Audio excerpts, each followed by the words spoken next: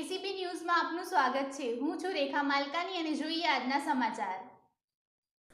સ્વામી વિવેકાનંદ જન્મદિવસની મોડાસામાં ઉજવણી કરાઈ। મોડાસા ગાયત્રી પરિવાર યુથ ગ્રુપે સ્વામીજીના પ્રતિમાનું પૂજન ફૂલહાર કરી વૃક્ષારોપણ વિચારધારા બેઠક તેમજ ગરીબોને ગરમ ધાબળા વિતરણ કરી ઉજવણી કરી। ભારતીય સંસ્કૃતિમાં યુવાઓ માટે શ્રેષ્ઠ વ્યક્તિત્વ એટલે સ્વામી વિવેકાનંદ। તેમના 39 વર્ષના જીવનમાં સમગ્ર વિશ્વમાં ભારતીય સંસ્કૃતિનો શંખનાદ કરી શ્રેષ્ઠ માનવીય જીવનની સુવાસ ફેલાવી હતી। 12 જાન્યુઆરી તેમનો જન્મદિવસ યુવા દિવસ તરીકે મનાવાય છે। મોડાસા ગાયત્રી ચેતના કેન્દ્રની યુવા ટીમે સ્વામી વિવેકાનંદ જન્મદિવસ પર મોડાસા 4 રસ્તા પર પ્રતિમાને ફૂલમાલા પૂજન કર્યું તેમજ આદર્શ સિદ્ધાંતોને જીવનમાં ઉતારવાના સંકલ્પ લીધા।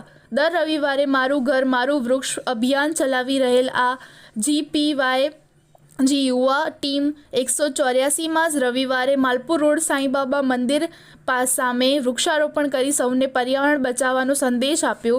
સાંજે ગાયત્રી ચેતના કેન્દ્રમાં પટાંગણમાં વિચારધારા બેઠક યોજાઈ જેમાં સ્વાતિબેન કંસારાએ વિશેષ ઉદ્બોધન સ્વામીજીના જીવનના અનેક પ્રેરણાત્મક પ્રસંગો યાદ કર્યા જે આજના યુવાનોએ જીવનમાં ઉતારી શ્રેષ્ઠ જીવન બનાવવાનો પ્રયાસ કરવો જોઈએ।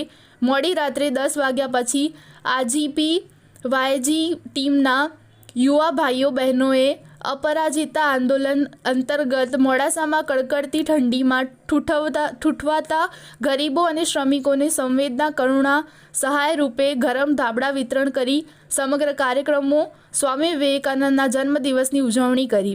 આ સમગ્ર આયોજન ભાર્ગવ પ્રજાપતિ તથા પ્રજ્ઞેશ કંસારાના નેતૃત્વમાં જનક ઉપાધ્યાય, દેવાશીષ કંસારા, વિરેન્દ્ર સોની, જીલ પટેલ, શિવ ઉપાધ્યાય, નીતિન સોની, પરેશ ભટ્ટ, ઉચિત પ્રજાપતિ સહિત અનેક યુવા ભાઈ બહેનો જોડાયા હતા।